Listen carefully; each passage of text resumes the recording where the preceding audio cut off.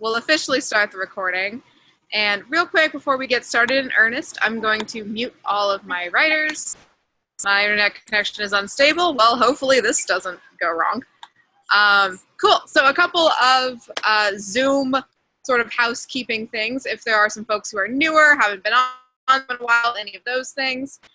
Down at the bottom left, you have your mute and unmute, your stop and start video. So while, it's less of an issue today, but next week, while other writers are getting their feedback on their pitch decks, which you guys are all going to make if you have not made already, please do keep yourself muted just in case there's, somebody at the door, a dog barking, child needs a sandwich, any of those kinds of things, so that all of your business does not end up on the recording for your fellow students. And along those same lines, if somebody is, needs to get up and walk away, answer the door, anything like that, please do turn your video off just so we're not wondering where on earth you went. So it's a little distracting when there was a person there and all of a sudden now there's not a person there. I think that is pretty much it for the Zoom, other than stay away from the share screen button unless we ask you to share your screen, because then I have to talk you out of sharing your screen and it's a whole long process. So let's just not go there, guys. All right?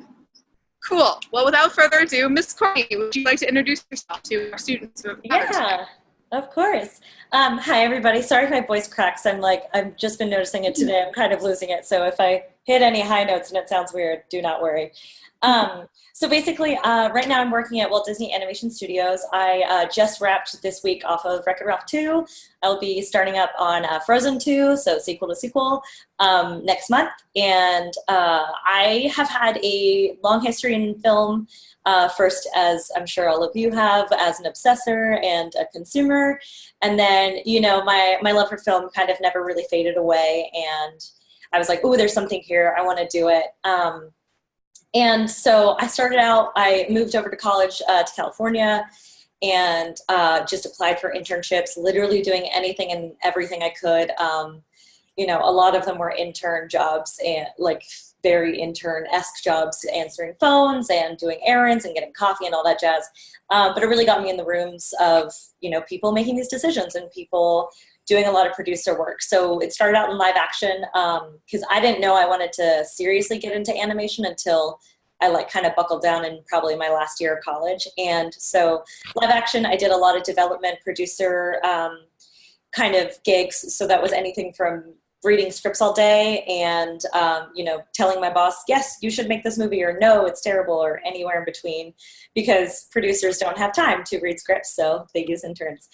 And then, from there, it kind of got into producer jobs and stuff like that. And then, as I said, I really got serious about animation. I was like, ooh, this isn't a fad. I don't, it's not just something that I love. It's something I really want to pursue. So I went out, applied to only animation gigs, and I was lucky enough to land on the Boss Baby crew. And so that was kind of my first immersion. And so from there, I switched from more of the pre-production live action role to the actual production. So that's still what I do now, where I'm literally making the movie.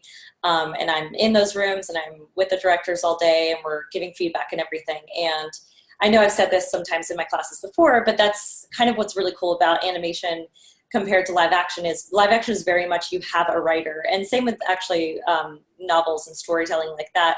You have a writer, and that's kind of the conduit for everything, but definitely in the entertainment industry, but definitely in the animation industry, your script is kind of your guideline, and then every department it touches, every person it touches, it's going through and it's really making those changes. So the animators will breathe in new life. The lighters may have a good idea for something. The effects artist may have something. And it's really about being a collaborative environment. So I feel like that's always my biggest advice when writing animation is, obviously you need to be darling about it because you're writing it and it's your idea, but also, I don't want to say don't get too attached, but be open to change and critique and riffing ideas, just like any good writer should be. But really, for animation specifically, you're kind of bringing a world, essentially. You're either bringing a character or a world or a concept to a studio or a group of artists, and you're essentially saying, what do you think? Rather than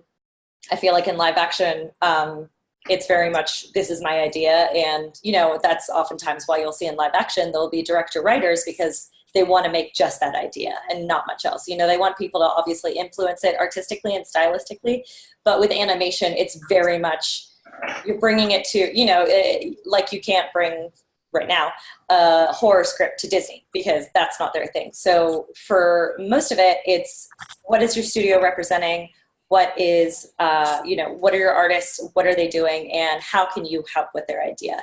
And that kind of brings me into the animation space overall, is that this is boiling it down a lot, but there are two avenues. So there's studio avenue and then there's an independent avenue. And the studio avenue, just because I'm talking about it, that's your big, you know, your big six. That's your Sony, Disney, Pixar, and DreamWorks and Blue Sky.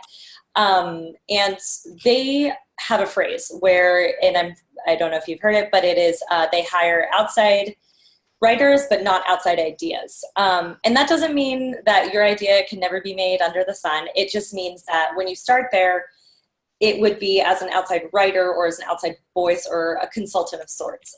So take Phil Johnson, for example, who's the writer and now co-director of Wreck-It Ralph 2. He started as an outside writer just to kind of beef up a concept. So that was actually the first Wreck-It Ralph, where the director and the story group came to him and were like, hey, we have this idea. And so what they did with Phil and what they'll do in these circumstances is that they'll look at his past writing. So, hey, I want to make Wreck-It Ralph a story about video game characters. Has your past work or do your writing samples look like something that would kind of fit with this idea? So, you know, for Finding Dory, they brought in Rashida Jones she's really good with heart and she's really good with comedy, which I absolutely think Finding Dory had both of. And they'll kind of, so with your script, it's very much your resume. You know, if you're getting that far where they're reading your whole script and they're kind of seeing what writer you are, it's very much your resume and it's very much your voice. So it's, what is this writer good at? What can they bring to it? Same with, you know, like the writers for Black Panther, or if you look at Ted Elliott and Terry Rossio, who are just really great, proclaimed dynamic duo. They're really good with comedy. They're really good with action adventure. So that's why they did Zora, Sinbad, Pirates of the Caribbean, and Godzilla, and I'm missing others, but they did those. So like it with a writer's world, live action or animation, that's very much your resume, is like your past work as well as what you have to give. So that's a really good thing to kind of understand about yourself. Or, you know, if you're talking with an agent or a friend or just somebody who's reading over your scripts, what does your voice sound like? What are you really good at that can be picked up later? So, you know, if you're really good with world building and fantasy, then like Disney would be super interested. If you're really good with emotion and comedy, Pixar would be really interested, and everything under the sun for that. So, and it is unfortunate, you know, I wish it was different, but it is very much because it's kind of such an exclusive club of being in those big studios. That's why they're very cautious about their inside ideas. And that's why, because when they have the momentum of all these inside ideas, that's why they keep it like that. I'm sure there will be something in the future, somebody will break that bond, or there's been something maybe in the past that's kind of set it apart, but that is usually how it operates. However, getting into those rooms, same with Jen Lee, you know, who's now the creative executive of Disney Animation. She was the same thing, where she was an outside writer, she was an outside voice, she knew a couple of the writers, and they just kind of all got networking. So obviously it should go without saying, but I can't emphasize enough just networking with each other, you know, helping each other out. Jen and Phil, who are both now directors, were at one point just like film school friends, you know, and they would let each other read their work. So kind of just immersing yourself in that kind of dynamic, you know, whether it's online forums or online lectures like this, or, you know, joining groups like Women in Animation, or just kind of like keeping an eye on who else is working in your circuit.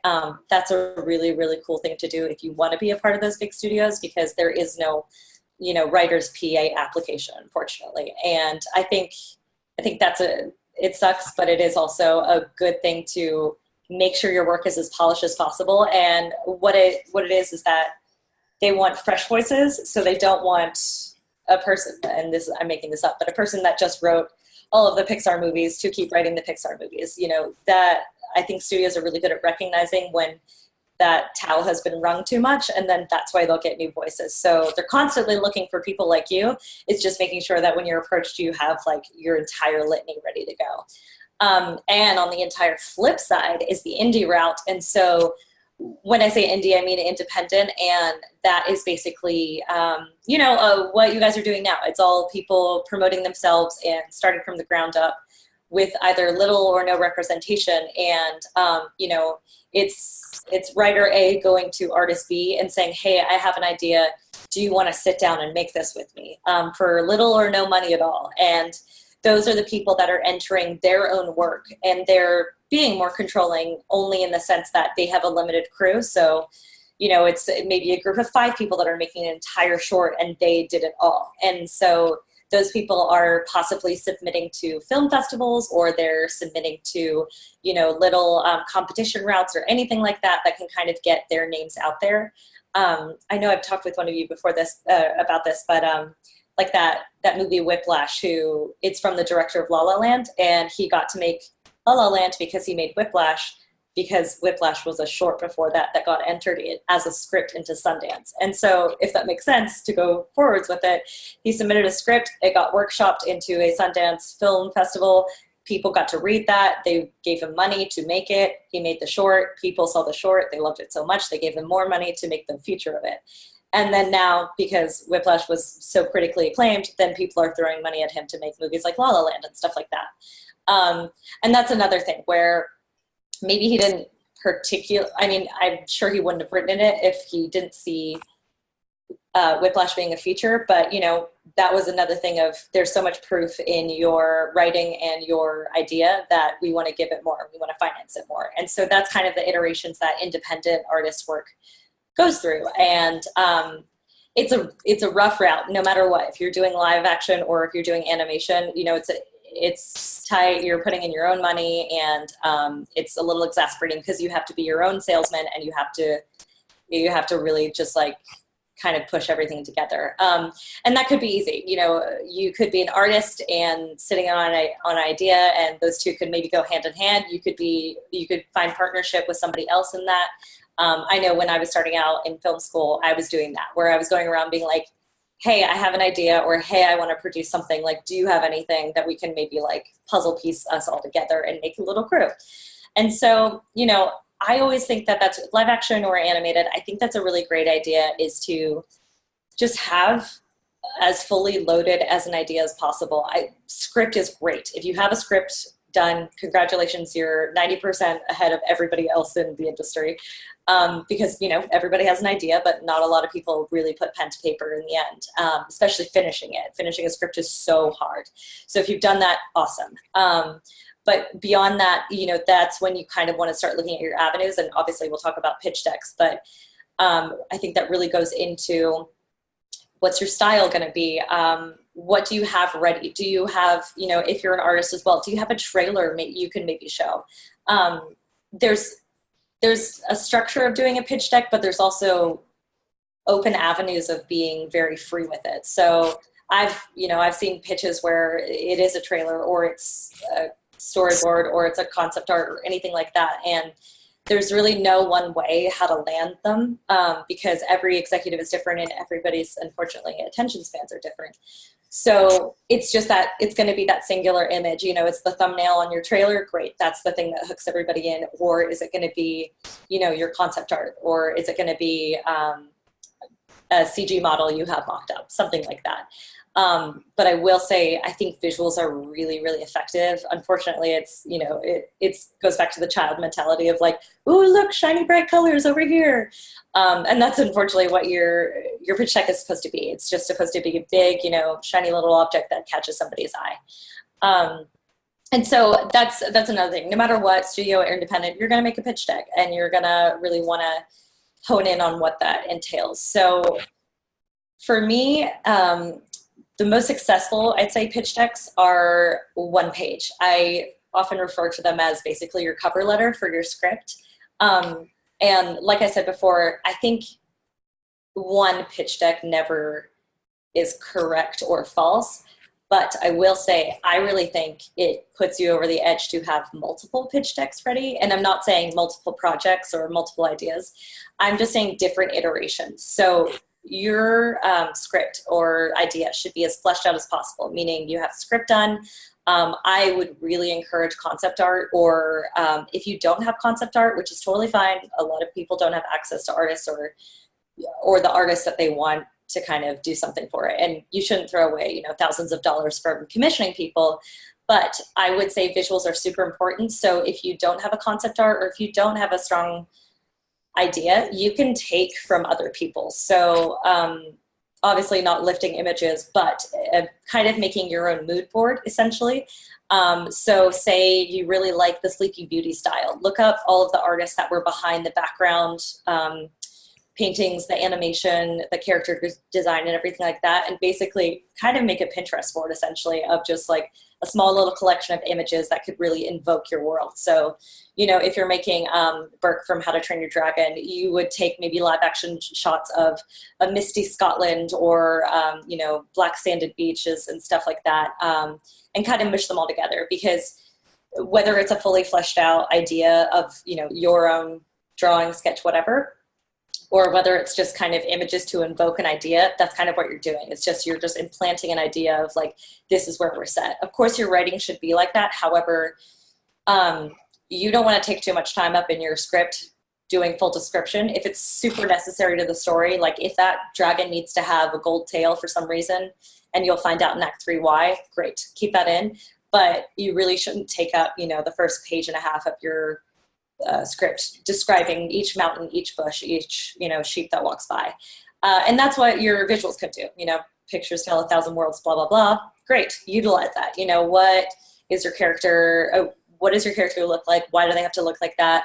Especially with animation, I think a lot of people are kind of closed off to the idea of just doing CG. CG is obviously the most technologically advanced as well as cheaper side. 2D is expensive to produce, stop motion's even more expensive, and I'm trying to think of other mediums, but stuff like that, it's more for the art rather than for getting things off the ground. Obviously there's a lot of artistry in CG, but you know, if you want to make a 2D film, great, why? You know, like, you don't need to tell me exactly why, but you need to kind of show it. You know, what can your artistic style come and bring in? If you don't have any at all, you know, get somebody to read your script and say, what do you see this as? I've had a lot of scripts, vice versa, where I read it and you never really have to know the medium of it, but you can be like, oh, I see this exactly like this movie. Or have you ever thought about making this animated? Andrew Stanton says this a lot, but you know, it's the make me care. So why am I caring about your world? And that is exactly what you need to sell me in the first page of your pitch deck. So if this were, say this were a cold call to an agent or something like that, I would definitely, you know, I would definitely make just one sheet. So I would put a log line, which is going to be, it should be a sentence.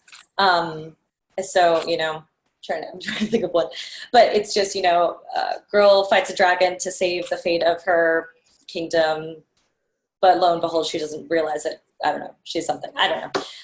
But that should be the log line. It should be enticing. It shouldn't give everything away, but it should give 3/4 away. It should really grab you and be like, oh, okay, this is what it's going to be.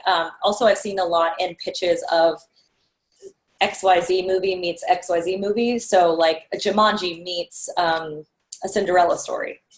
And you're like, oh, that's interesting. What the heck does that mean? And then you want to read on.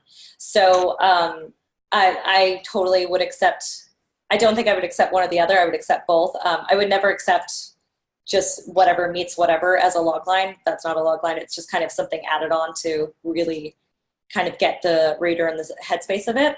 And then underneath for your summary, again, not going over a page for all of this, but maybe a paragraph or two about what it's about. And when you're making your summary, you need to be as ruthless as possible. And not to say, you know, just making a really shoddy version of what your script is going to be, but you don't really need to put emotion when you're describing. You don't need to put descriptors unless they're, you know, a tyrannical king or something that really helps like us form the idea of it. But, you know, making a summary where it's usually just action and giving it all away. And that summary is just going to be literally unfortunately what probably the intern is going to give to their boss. So it's the most important part, just to be like, this is what you're going to read. And in a very cold-blooded way to say this, but it is very much of, why should I read 90 to 120 pages of what you have? Oh, this is why. This is a really exciting story, and this is exactly what happens. This is our protagonist, this is our antagonist, and this is kind of where you go through. You can go up to 3 paragraphs. Like I would structure it, just your first paragraph, act 1, act 2, act 3. And again, a lot of script writing, unfortunately, is just looking at your script and asking, why do I care? Or why do I, being the royal grandiose I, why does everyone care? Why should anyone care? What is this about? What story am I telling? And why is it unique to me? I think you're seeing that a lot in, Crazy Rich Asians? Yeah, the movie that just came out, the new reboot of like Mulan and Black Panther and everything.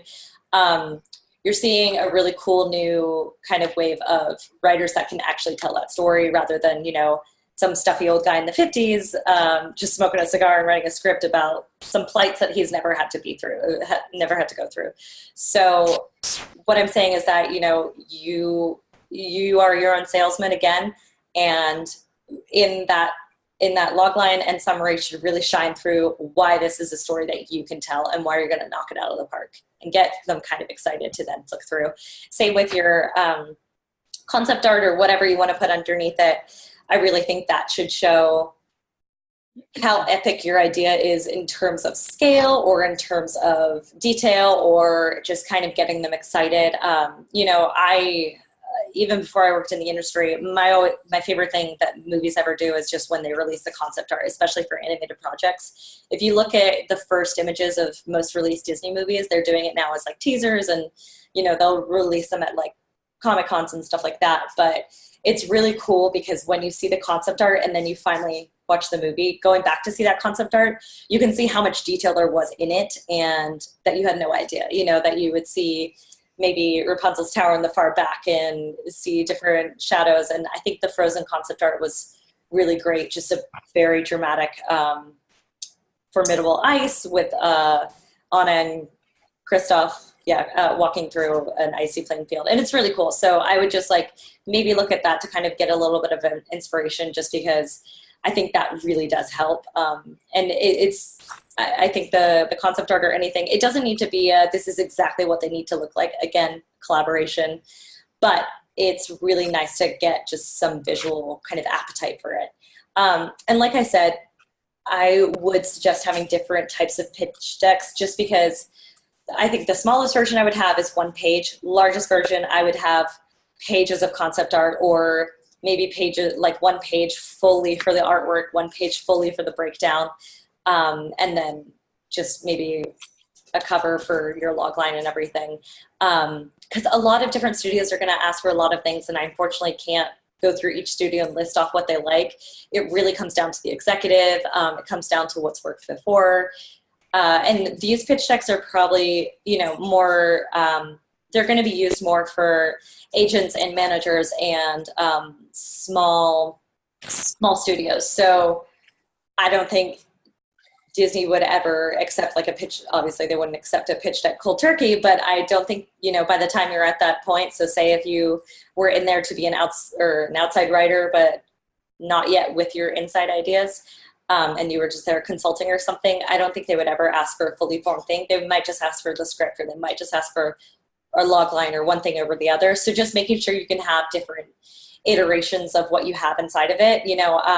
I don't think you could ever go too overboard with your pitch deck in terms of everything that you have compiled, but whatever studio or agency or anything you're sending it out to, I think that is when you would call and you would really read what they want, and maybe, reach out to other people that have applied to there, or other people that have successfully gotten through X, Y, and Z, to then just be like, okay, they really like this, or like, oh, they don't like their ideas too much, or they don't like concept art, or they just want a log line or stuff like that. So, having to yourself your own fully fleshed out everything, everything you could ever want to be put into it. Like I said, it should kind of be a Pinterest board of things. So, if you have your main 5 characters drawn out, great, have that ready, but maybe don't put that in and just kind of cater yourself towards them. And yeah, and I obviously always have the script finished. That should go without saying, but you never know. And have the most fleshed out version of your idea so that when you're in that room and they're asking questions left, right, and center of, well, have you thought about this? Have you thought about this? Be like, absolutely, I have. Here, I have this ready for you. I can email it to you now or have it on my laptop or portfolio or whatever.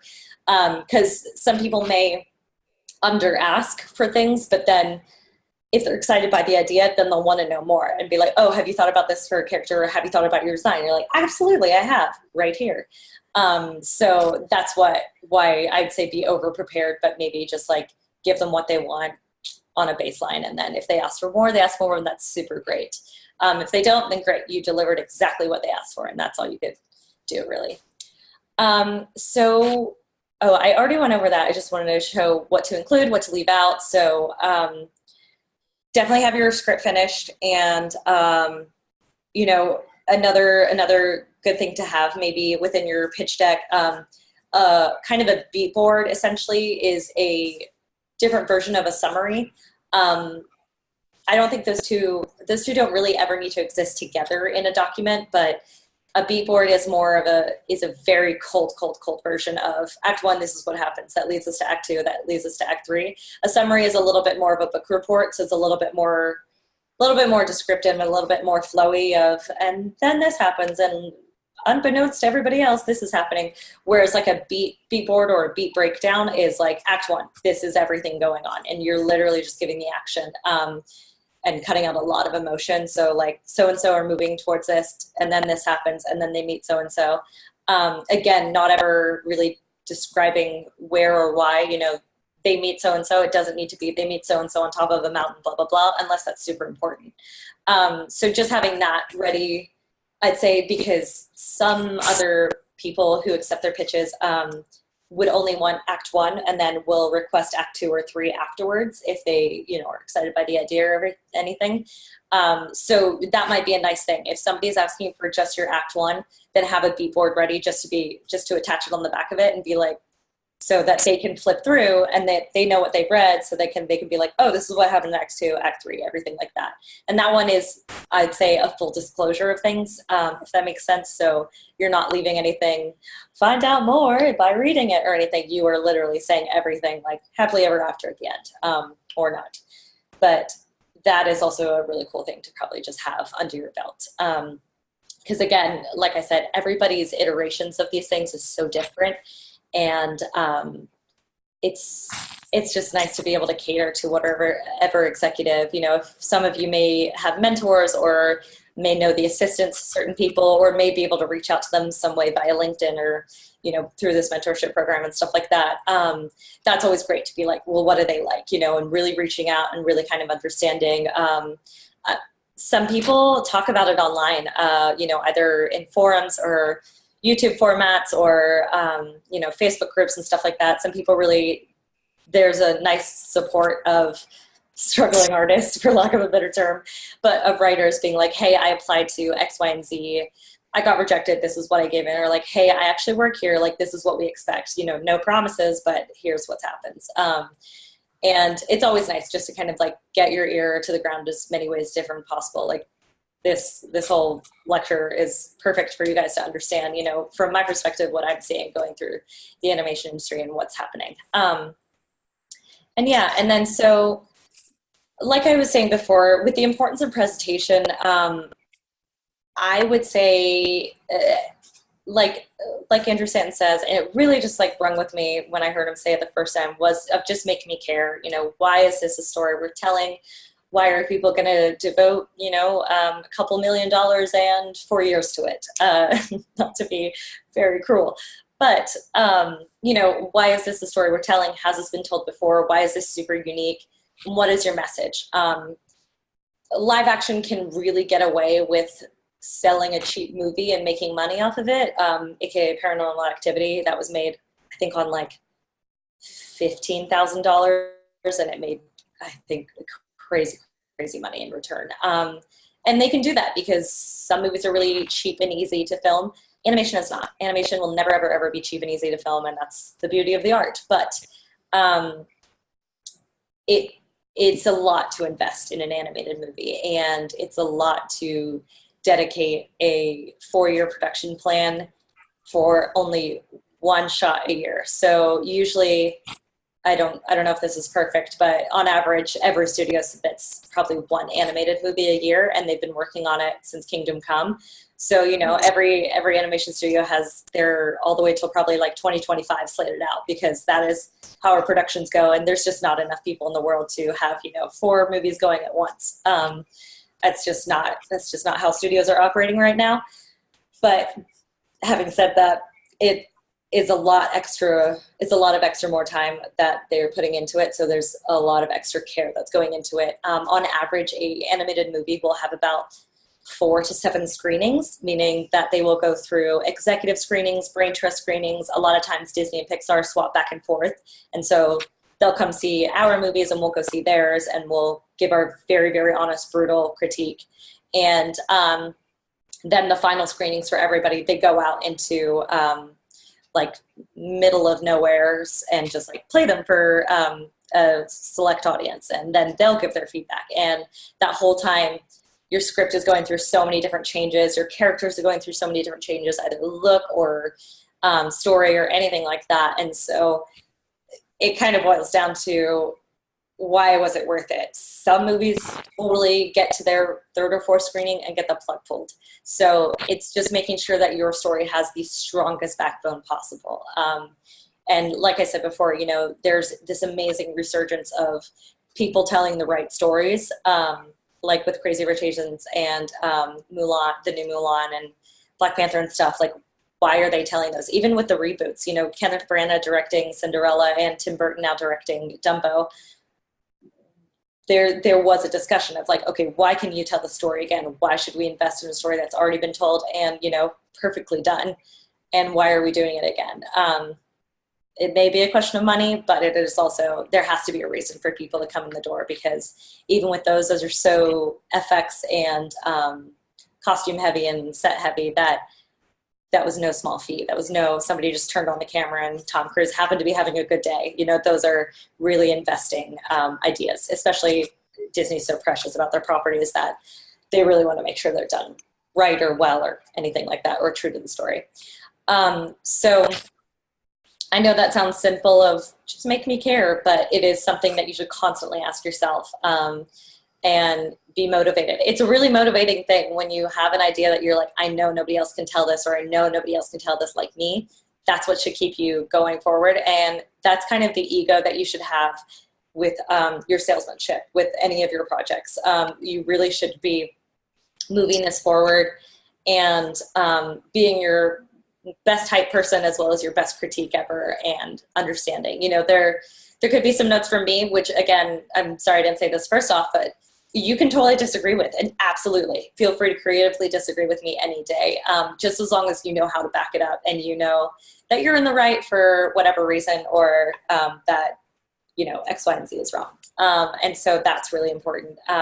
With presentation, just going down to a technical standard, presentations are usually done in PDF forms, just because I always felt weird when I was an intern getting like a Word document, because I could edit it and it just like felt wrong, you know, being able to have the power to change your words or anything.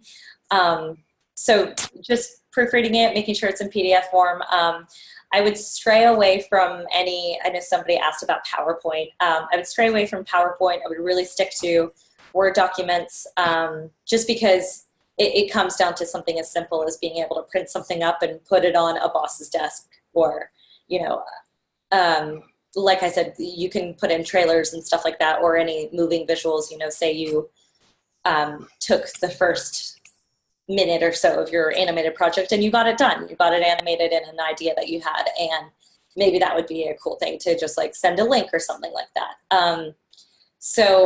Or especially if, you know, this is an idea that you're adapting, great. You know, send me links to those ideas too, or send me links to the original source material or stuff like that, or even images of it. That's another great idea.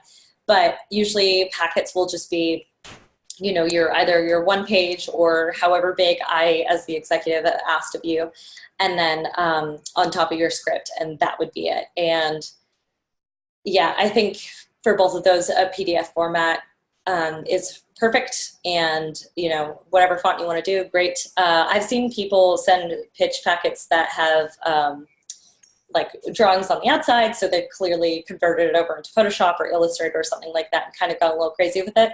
Go for it. Animation is the world to be creative in, so if you want to do something outlandish, I would say, it's a true testament to your artistry. So as long as it reflects the material and reflects what you're pitching, great. If it's just kind of a doodle and doesn't really make sense. But yeah, unfortunately, there's no one template of here you go, fire away. But just making something as clear, unmuddied as possible to say who you are, what your mission statement is, what you have to bring, and why you can kind of present that to the world. And then there was questions about is a screenplay writer required to draw the characters? Nope, absolutely not. And I think that should be, if you have an artist friend or if you have somebody that reads your script and is super excited and, can draw up a nice doodle, something better than a stick man, then great, awesome. That's really going to add to it. But again, if this is your idea and you're not really contacted to kind of any of those worlds, Instagram's actually been an incredible revolution for a lot of artists and their portfolios. So obviously there is the whole, stealing it once it's on the internet, it's not really your work, blah, blah, blah. That's a whole nother debate that I'm not qualified to talk about. But it's definitely a good idea of, reaching out to those types of artists. Some people take commissions and you pay for them, or other people, again, you could be like, hey, can I send you this script? I would love for you to read it because I love your work and I think it reflects it. Or, just taking those people's works. So Joey Chu is one of my favorite artists, and he does a lot of like Mary Blair looking stuff, and it all looks like kind of small world, cute little dolls or whatever. And, you can take that and you can just be like, hey, I'm really inspired. I would say I'm going to do, I don't know, I'm going to do like a children's, I don't know. I'm terrible at pitching my own ideas. Wow. Say I was going to do something of his works. So then I would just kind of say, you should look at this artist. This is exactly what I have in mind. This is what I'm really excited about. This is kind of what motivated me, especially if, you're, like I said, your script is off of a property, or if you just saw something that you're really inspired by, or an event happened that you were inspired by, absolutely put that in. Like if there was an event or article or anything that was what fired all of this off, absolutely include it, because that could be, that person's passion, or that could be a really cool thing that somebody's been trying to write about, but nobody really knew how to do it, all that jazz. And so that kind of goes on to do they need to submit a storyboard? They don't, because writing in animation is kind of broken out, as I said, all over the departments, but it goes from your script, so actual physical writing, so just the same as a live action script, and then that will be translated into storyboards. So that is an entirely different team's idea, and those are the people that do beat boards, do storyboards. Those are, if you see old like Lion King footage where they have that big poker and they're poking at each individual one along the way. Those are the storyboards, and those are the actual story team. That's another thing I don't think a lot of people are clued into, which for me it took a while because I couldn't figure it out. You have a writer, and then you have your heads of story, and you can have a story by and a like story department, if that makes sense. So you have your physical writers, everything doing on the script and everything, and then that is taken over to the story department, and those are the storyboard artists and the people kind of fleshing everything out to make it visual. If Ralph comes up to the building in Fix It Felix Jr. and he says, I'm going to wreck it, that can be written out in a sentence, but those are the people picking that up and being like, okay, what does that look like? What does that entire world look like? What kind of shot are we in? Are we in a medium or a wide or anything like that? So those are the people really fleshing out those ideas, and those are the people that are going to be your best, cheerleaders for the rest of the project. I don't think I've seen a submission with storyboards in it. I think if you're going to go storyboards, just go concept art. Your concept art doesn't need to be super fleshed out. Like I said, it could be a black and white sketch, but just even something to kind of bring in a flavor of anything, that's a really good idea. But unless you're in the storyboard world, reading in storyboards is actually pretty hard, because it's not like comic books where those are so meticulously placed where your eye kind of like can dance around it. Those are pretty chunky and like jarring reads. So unless you're really good and really trained at it, then I would probably cut it out. And a lot of people don't want to kind of sit for that because it takes a while for your brain to process. Okay, and then I'm trying to see what other questions we had. Janelyn, is that your name? Hi, sorry. That's a beautiful name. So I hope I covered pitching at Disney, and we can totally open this up for questions and everything now, just because I'm getting to the end of everything. But I think that kind of covered it when I said outside writers, inside ideas. If you have people on the inside or whatever, you can absolutely, I would say, you're kind of pitching to them. I haven't seen it done, but, you know, bypassing whoever's on the inside for you and going straight to them, you know, getting contact information to talk to whoever, whatever director, whatever executive. I've never seen that successfully done or organically done. Pitching is weird because it's kind of like Inception, where you're like loading in the idea of how good you are, and then it's suddenly their idea that they should hire you, and you're like, oh, I'm so shocked and surprised, wow. You know, it's just like any interview where you're just like sitting there and you're just being really cool and nonchalant, and you're like, oh, wow, it would be really cool if, you know, they would hire me. And they're like, yes, absolutely, it would be really cool. So it's definitely a two-way process. But if you have a mentor or somebody who's kind of on the inside of the industry or is definitely in those rooms where it happens, I would definitely talk to that person. There's a thing that I think is really underutilized in the industry and kind of anywhere, called an informational interview. And that's literally getting coffee. I use it a lot, and I've met some of the best people and the most well-connected people in the industry because of those reasons, where, you know, I'm not coming in for an interview and I'm not coming in coming off hot. You know, people, no matter what industry, they want to talk about themselves. So if you're asking somebody out for an informational interview and it's coffee and you're buying coffee or whatever, that is the best way to be like, okay, how did you get to be where you are? I'm really inspired by this. You know, I too have these aspirations. I would love to hear about you and your work, and, you know, how you came to be at whatever location you are. And that may sound really simple, but I think it's definitely an underutilized tool of just kind of like getting to know somebody on a super personable level, so that when they hear that you too are a writer, you too have these X, Y, and Z dreams, I think then they're more interested in reading it. So, you know, not knowing a person then and asking for their email, for the email of whatever executive or anything, not saying that you would do that, but I've seen that happen a lot of times too, like a lot of no's turn up and like, no way. But, you know, if you know a person on any inside, and then you are sharing your dreams with them, and you are cheerleading them on, and you're empowering them as well as they're empowering you, then I think it's so much more easier for you to be like, hey, I have the script, would you mind reading it? You know, and then they can come back and be like, absolutely, send me the whole thing, or absolutely, send me the first 10 pages, or absolutely, send me the log line. You know, having, again, going back to being your own salesman, having your pitch ready no matter what. And it's called an elevator pitch for a reason, where you step in that elevator, you have 2 floors to tell this one executive why you're that great. And it shouldn't be like that anymore, where you're cornering an executive. You can't do that anymore. But it is the same mentality of, if you're in coffee and suddenly it comes up super organically that you are working on something as well. Great, what is it about? Well, actually, it's about da-da-da. And then, like, if you happen to have, you know, concept art on your phone, or you can show them an artist that you're really inspired by, or anything like that, that is super great and super organic. And honestly, that is how most of story ideas come to be. I don't know if you guys have seen the, I think it's called a Pixar story, but they talk about how a lot of the ideas of these big movies that we love so much come to be by just doodles on a napkin, or, you know, I think Toy Story came about by over a like 3-hour lunch or something like that. So it's a lot of, you know, just like collaborating and getting excited about each other's ideas. And that's exactly what animation is, because when you're working on it for 4+ years, you need to be excited about that project, or it is just going to sink. And that's because everybody's touching it, and that's because everybody's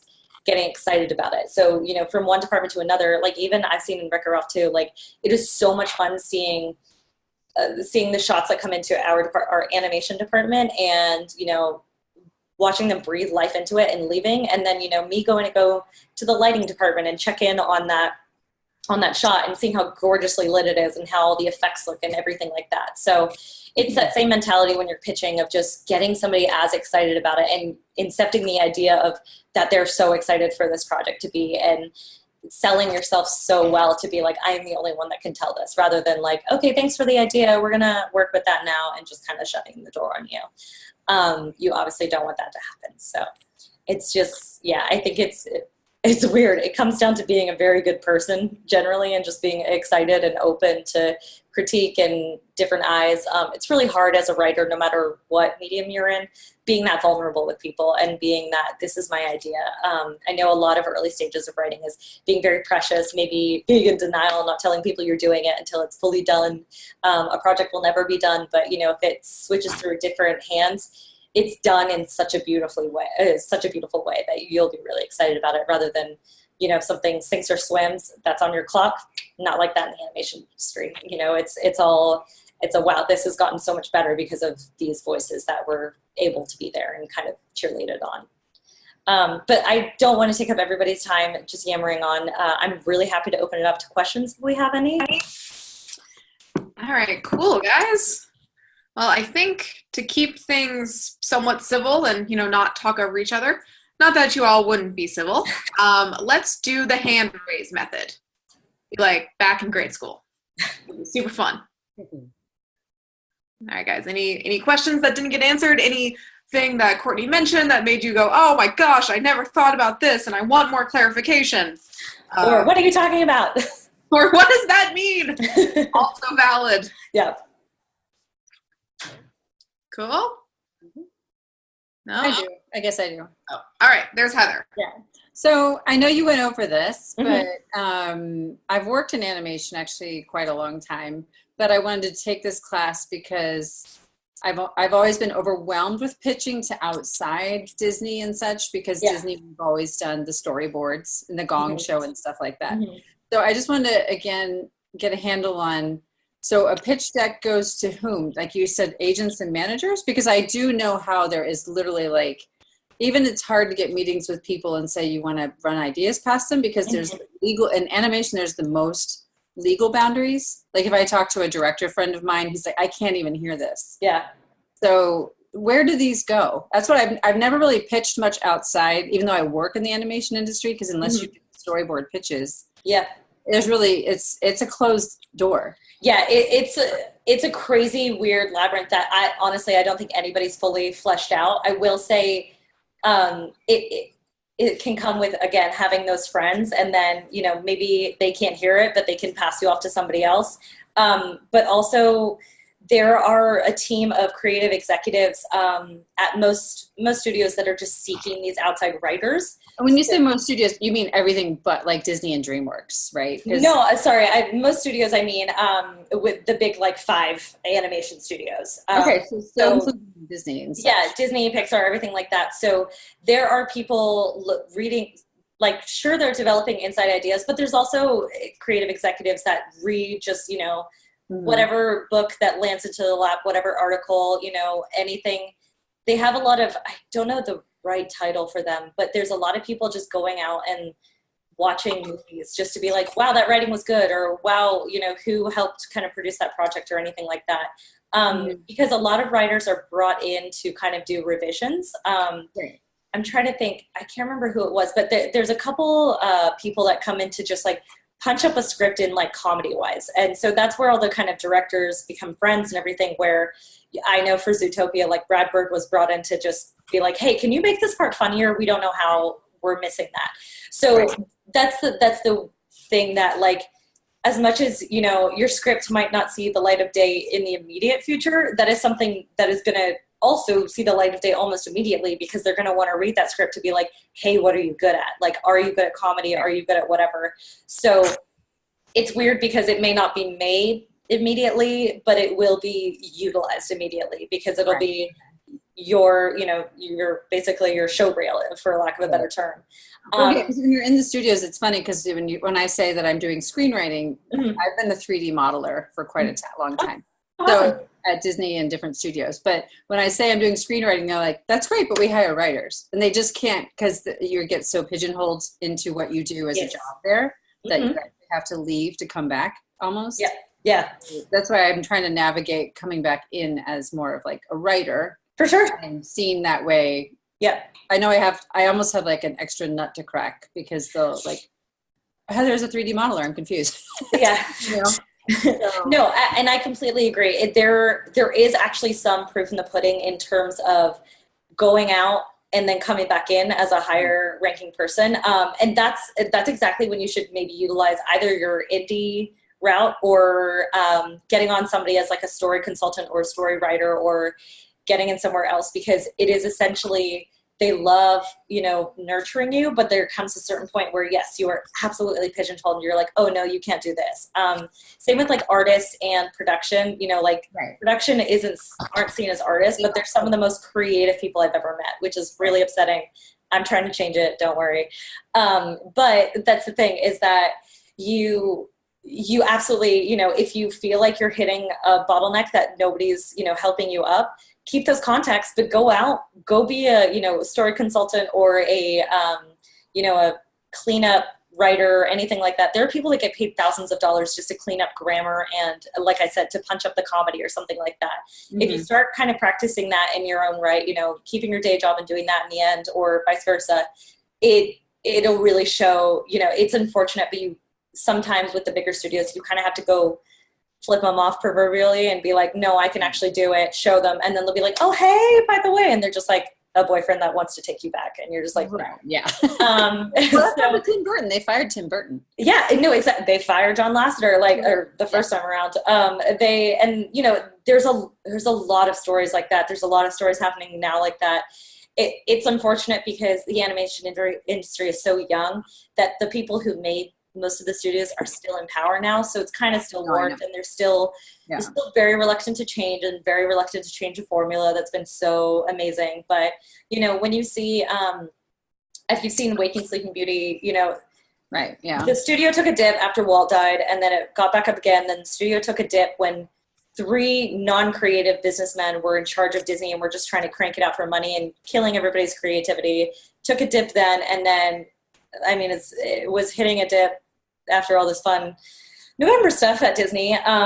And it proves right after those dips, like, creativity soars because you have nothing left to lose. You may be shut down any day. And that's kind of how you should take on your own, personality. Like if you're, or your writer's arc, whatever, if you're hitting those dips and you're feeling really creatively stunted, make yourself a schedule at night when you're writing, and you can chop these out and you can talk to people like this, and you can, start telling people that you're a writer and start getting out those ideas. A lot of, like, it's kind of going back to my main point where it's like a lot of writers are too afraid to say that they're writers. You guys aren't, because you're clearly in this class, but there's a lot of people that are like secret writers, and you need to dream out loud sometimes, especially at places like DreamWorks and Disney. Disney is incredibly pigeonholed. DreamWorks TV, I actually saw more success of, like, my first day, when I hired on as a PA there, they asked me like what I wanted to do, and I was like, writing, and they're like, okay, cool. And I thought I was going to be, like, handed on my ass, because in a lot of interviews you're told to like keep that part of you just kind of like peeled for a hot second. So it'll be different. I think the TV industry is really underrated in terms of animation writing. A lot of fast idea, you have such a fast turnaround rate, and those people work so hard to get like 9 episodes on the floor at any one time versus a feature where you just kind of got to sit on it for about 10 years and then finally get it off the ground. So that's another great thing I would definitely look into, of just like, who are those writers? What did they do? Where did they come from? Some of them are just like funny improv people. Some of them kind of like had this stumble into their lap, and other people just really hustled for it. So kind of being, there's like a role called a script coordinator, which is a half production, half basically writer's PA position. And that's really cool to just kind of be in those rooms and be talking to those people more as an equal, rather than, oh, we're just accidentally in the same meeting together. So feature is still very much like this is how we've always done it club, but it is slowly changing. And I will definitely say, not to be a crazy ageist, but I think there's a newfound energy in the millennial kind of PA system right now that's like really turning that up, and we're asking a lot of the questions of but why, and we're getting out of that, that's the way it's always been mentality, and being like, no, let's shift it up. Like, you can't keep making amazing movies without like churning things up and making things different. Otherwise it just becomes formulaic and kind of falls on its ass. But your points are absolutely valid, because that's kind of what I think a lot of people are sifting through now. And there is a lot of, and I'm not telling you to like quit your job or anything, but there's a lot of validation. Yes. I already did. Don't worry. There is a lot of validation going to work on yourself and going to get the title that you want to get. May not be with the studio you want to get, but going up that ladder and being like, hey, I'm a writer.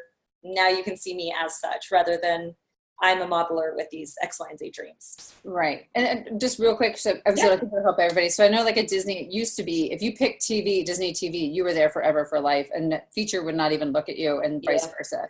It was like a snobbery from TV, like you guys think you're good and whatever. Is that still there? Yeah, I'd say that's still there. I think DreamWorks TV and animation or feature animation talk a little bit more, but there's still definitely that level of like, you don't make what you make. And it's because it's the time and money and quality that goes into it, because DreamWorks TV doesn't technically have like actual animators. They have maybe a couple, but it's overseas shipped out. And that's where... Is it the same for writing? I know it was the same for artists, but is it the same for writing as well? I would say so. I think maybe less I mean, like, that's the thing. It's like, once you're a writer, which is great. And once you've got that credit on IMDb or whatever, I think that still adds a lot of validity to it.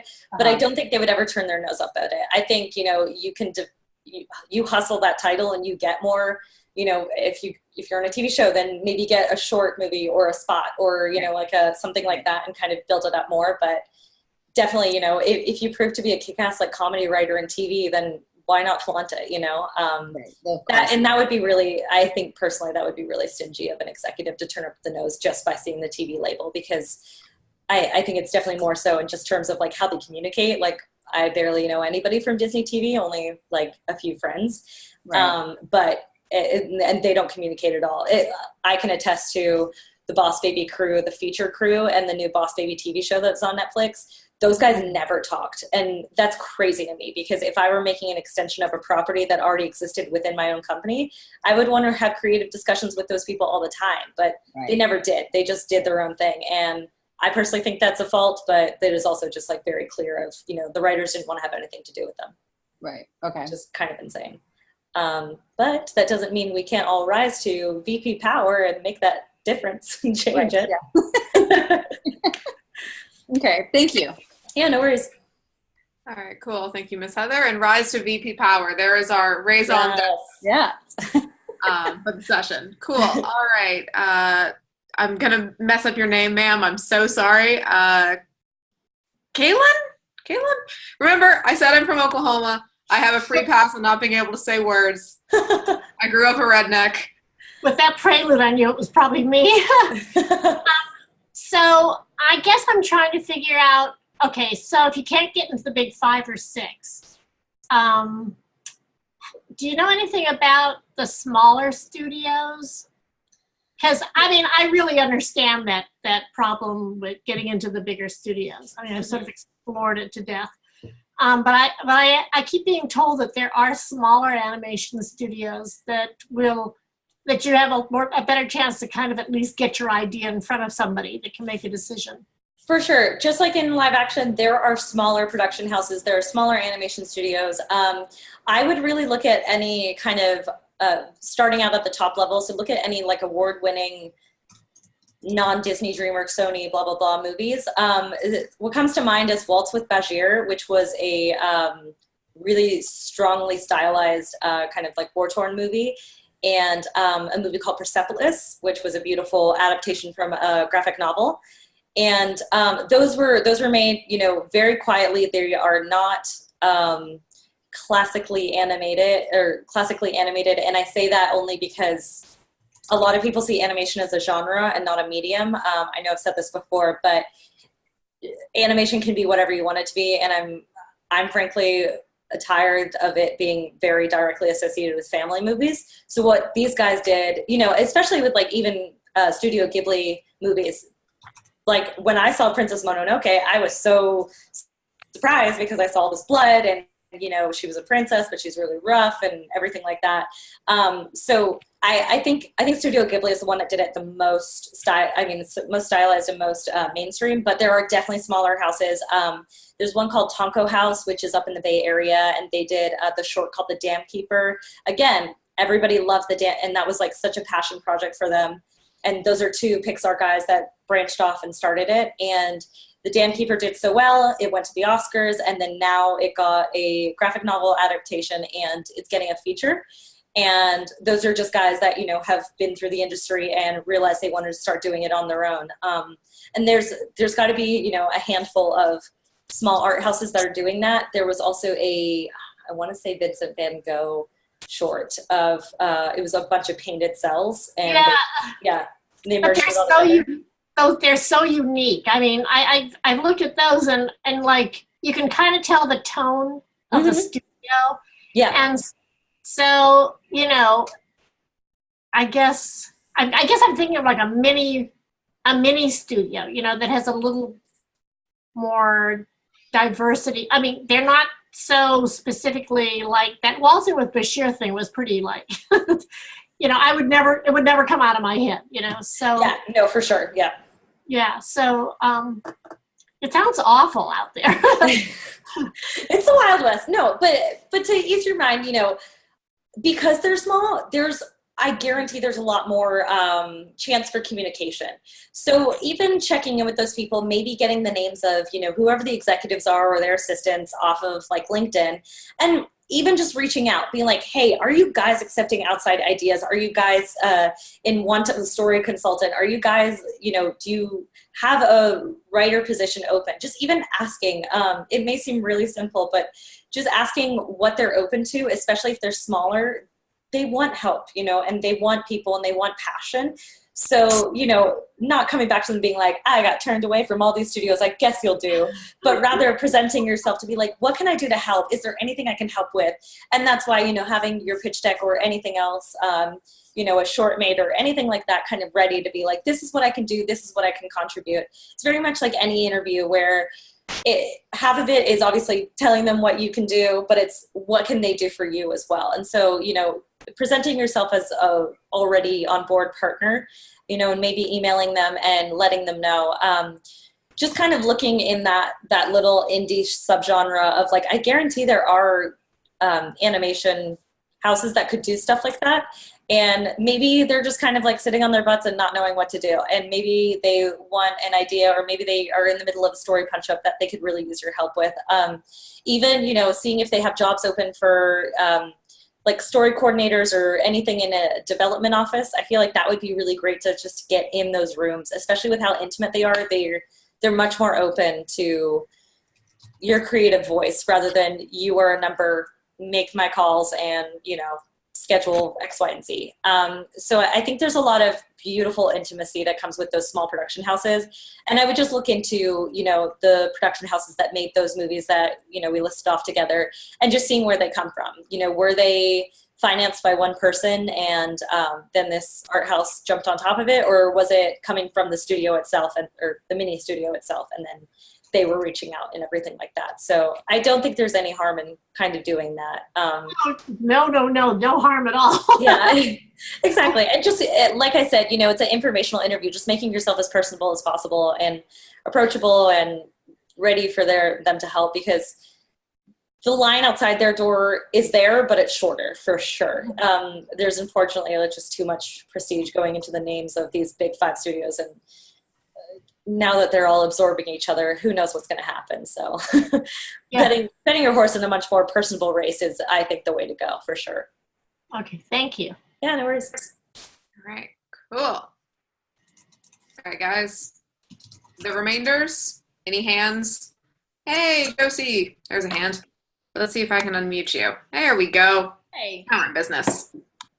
Hi. So yeah, I guess I kind of want to ask a question. I don't know if this is silly, but so I guess for doing the pitch deck and putting your concept art is it possible to literally like sort of like you were saying, like with Pinterest, like just taking images that you feel like fit your concept, and that's okay?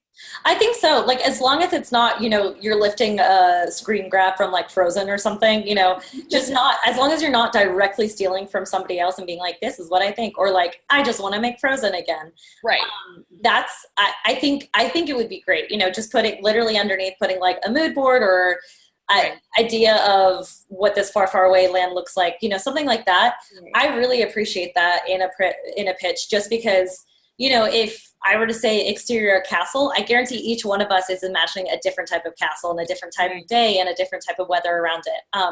So maybe I love the idea of setting up a visual concept. And that's the thing. I think for in general, a lot of people, when you say you're in the animation industry, everyone's like, oh, okay, so you're an animator. It's like, no, there's a bunch of other people that do a lot of other things.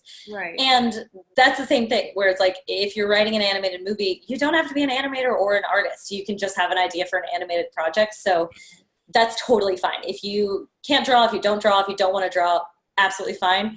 If you want to put in visuals, that would really set the tone, especially if you have a really specific idea for this world or land or person. That never hurt anybody, I don't think. So I would really suggest that, and I don't be too wound back by the idea of like, oh, I can't draw or I have to find an artist and stuff like that. Like if you happen to have an artist that is exactly who you want to do and just like slot that in, totally fine. Okay, that sounds good. Yeah. Yay.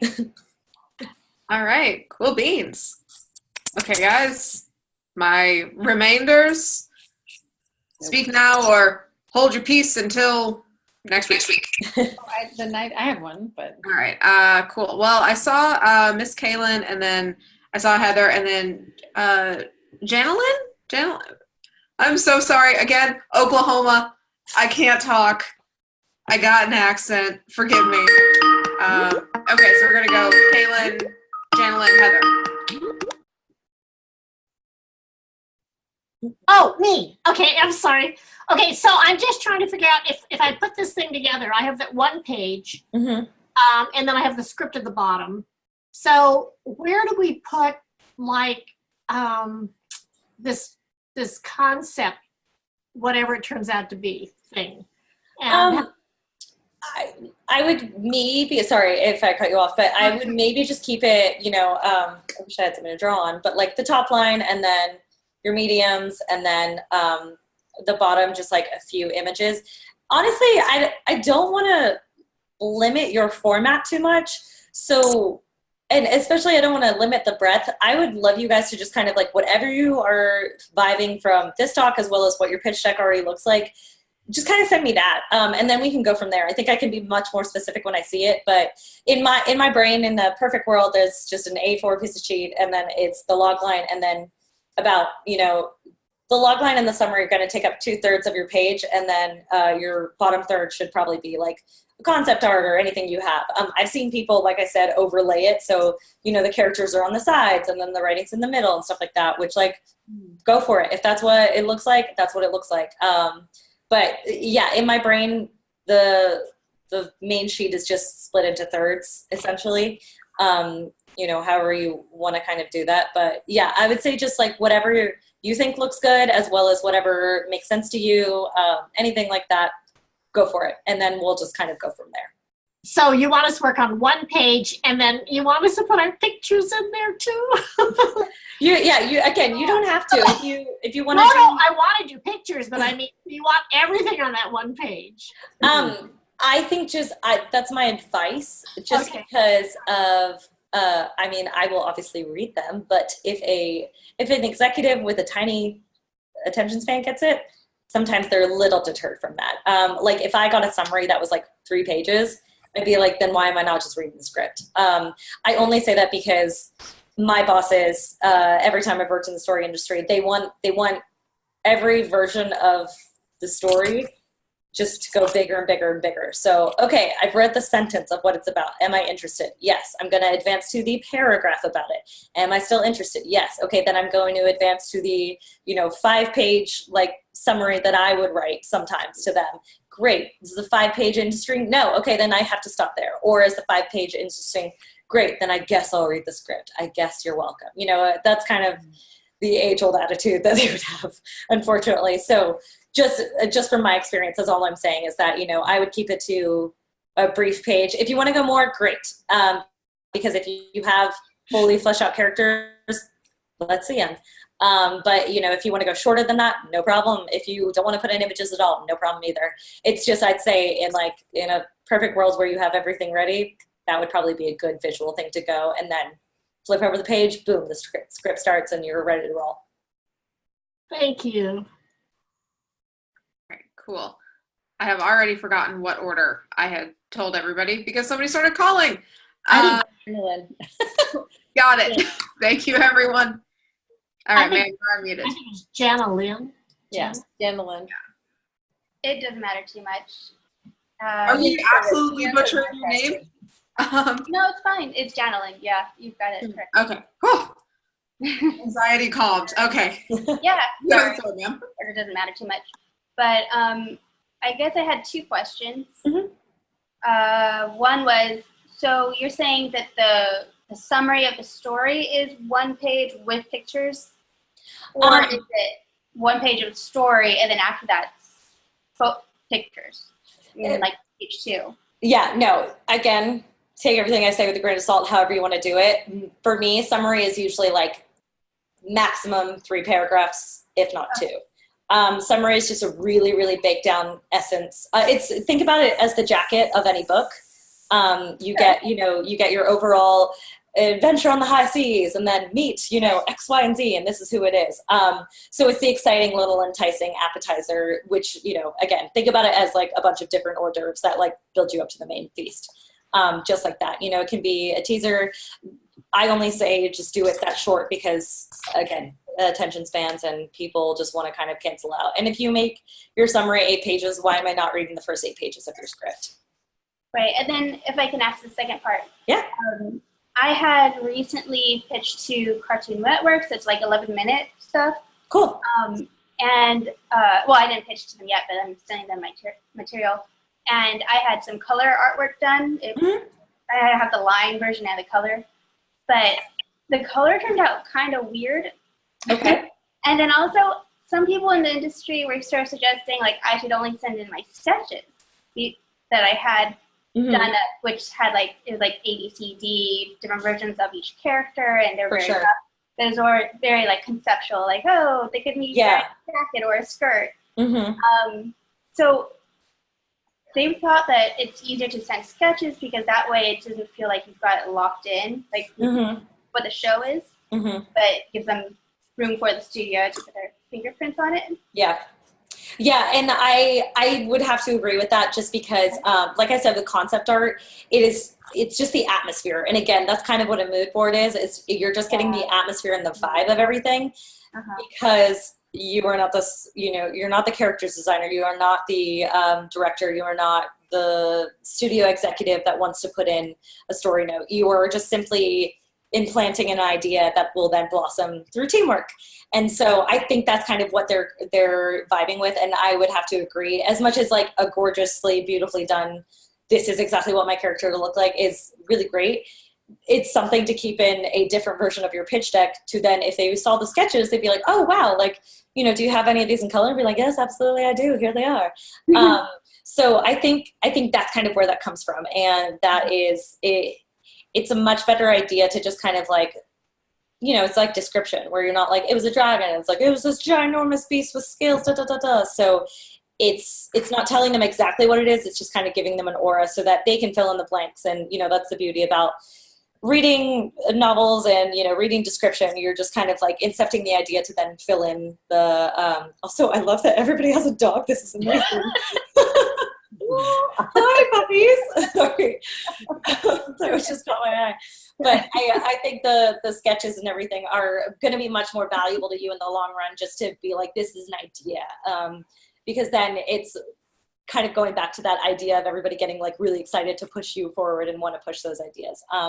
Especially, you know, if you're going to work with a bunch of artists, they're going to want to bring their artistic creative value to it as well. So So you're not just shutting them down, be like, no, she actually has to have blue hair, sorry. And you can be open to any of those things. So I do see the validity in that. However, I see no harm in having the color ones ready to roll, you know, if anybody ever needs to see them, or some people may want a fully formed idea. Does that answer your question? Yeah. Awesome. I have one real quick. Yeah.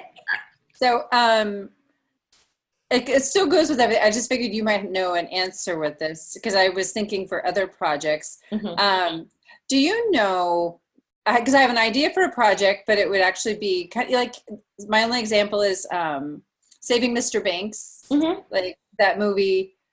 How is the writer, because I have many ideas that have like real people in them, historical people, and one that has a Disney person in it. Do you know, like that woman just went off in her garage and wrote it. So how does that work intellectual property wise? Because Walt Disney is a human being that is kind of owned by Disney. Yeah. That this woman wrote it on her own. Mm-hmm. So I steer away. I get ideas like that, then I steer away my time from them. Mm-hmm. But then I saw that and a couple other things like that. Are you able to just jump in and write something like that and then show it to Disney, and then all of a sudden they're like, we're on board or we're not on board? Or do people just make it separate? Yeah, I haven't studied up on the idea of how she got that to be, but there are one of two ways. You know, there's either the idea of the thing. So like say you're writing about Peter Pan and Neverland. Like, are you writing about Neverland, or are you like, does it have to be the Native Americans and the Mermaid Lagoon and Captain Hook, or can it just kind of be a fantasy island with all these other things and not being able to restrict yourself from those kind of rights and restrictions? Like, again, Peter Pan is not a specifically Disney property. It's a J.M. Barrie property, so they had to license the story and everything like that. So that's a weird way about it. Like if you have to write that Peter Pan story, you're going to want to go through, see what the licensing deal is and everything like that. I think, and this is just me projecting, for the Saving Mr. Banks, he wrote about the writer and he didn't write necessarily about Walt Disney, the same way that the McDonald's movie, The Creator, he wrote, like, I read that script when it was going through all the studios, and I literally had the same thing where it landed in my lap, and I was like, this is a fantastic script. This guy is a monster. McDonald's would never let this happen. Yeah, and how does that happen? No idea. Our studio, I was working at New Regency at the time, and they shut it down because they were like, no, we don't want to deal with McDonald's basically being like, you know, it's write about our creator. Directed both of them, Saving Mr. Banks and McDonald's. Had no idea. Damn. Yeah. Okay, well, apparently they have really good technique with how to show people into licensing. Okay, so I mean, So maybe that's them. I try to like keep my time in a place, because I had something that has like a real person in it that I wanted to use, like say like, you know, like how they kind of did this Christopher Robin movie that has some animation in it with a real person. Mm-hmm. I wasn't sure because it's a person that's more recent in history than old, so it's not like free rights. Well, yeah, and historical figures are going to be much easier for, you know, like Amelia Earhart, you can write that no problem, and you won't get like sued by your family. But you know, as soon as you get into like, is this a Disney property, or does Disney license it from like some fairy tale or whatever? You know, like Little Mermaid, they own Ariel, they don't own the Little Mermaid. So little things like that. So like Mulan, I know that a young gal just randomly wrote the live action Mulan thing, and then Disney bought it from her. Yeah, and Mulan was a historical figure that they just interpreted their own story from. So, you know, we could all sit here and each write our own Mulan, and that could be okay because we're just writing an iteration of history and what happened. So, it, you know, and that's the thing is like, that's what's unfortunate. A lot of people see Disney properties and they're like, oh yeah, they made X, Y, and Z. It's like, actually, no, it was like based on this like really effed up fairy tale or whatever. So, you know, if it's a story worth telling, absolutely go for it. I just thought of an example of it, but now I can't think of it anymore. But, you know, if you look at Wreck-It Ralph, like they have all these little offbeat, you know, jokes of all of these video game characters, you know, and like Sonic and all the like Street Fighters and stuff like that. And that was just from like partnership licensing, you know, like we're not telling the world that these characters are terrible or anything like that. We're just kind of giving them a new life. And, you know, anything for a big studio to like recognize something, just like Angry Birds or whatever, like they're totally okay because it's just like it's synergy and it's marketing and it's brandability, blah blah blah blah blah. But it's also like, you know, in a good light. How The Creator got made, I have no idea because the guy was literally a monster in real life. However, they were telling the story. However, you know, it just brought more it's the whole like any press is good press. So like it brought people back to, wow, McDonald's is so great, blah, blah, blah, blah, blah. Let's sell this product. Right. So, and I know, cause I read the early script, they definitely toned down a lot of it, and they definitely like kept out, cause it used to be a war between Burger King guy and In-N-Out burgers and stuff like that. Cause they just stole from all of them. And Right. so obviously they censored that. And obviously they had to do it with the lawyers at McDonald's and go through the rights and iterations and truths and lies and rumors. Okay. But, you know, it was a great movie, don't get me wrong. So if it's something that you are passionate about fighting for, then go for it. Write it, and then, you know, talk to your manager about the legality. But if it's something like you want to write a Neverland story and you want to set it in Neverland, like ask yourself, does it have to be Neverland, or can it just be Fantasy Island, X, Y, and Z, you know? Right. But yeah, I'd be really interested to see how that lady, you know, shopped around the Saving Mr. Banks story, because I wonder if that was like maybe a first look deal with Disney, or if she just had it and she just kind of, you know.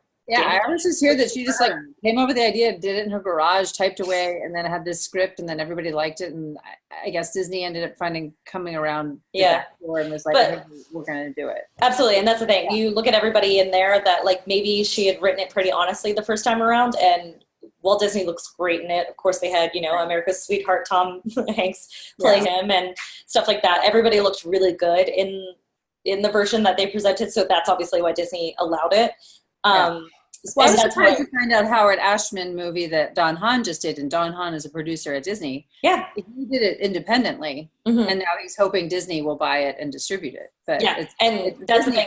It's that partnership that he has, and he knows all of that directive team and everything like that. So yeah, it's also that weird networking and just being like, this would be great, and this would look really good in your studio. You know, that's kind of going back to your whole packet. It's like have the packet formed fully in your brain and on your hard drives and stuff like that, so that your market, like you have it down to the marketing, you have it down to the branding, and you have it down to like what studio this would be perfect at or anything like that. Okay. Yeah. Okay. Great. Thank you. Yeah, no problem.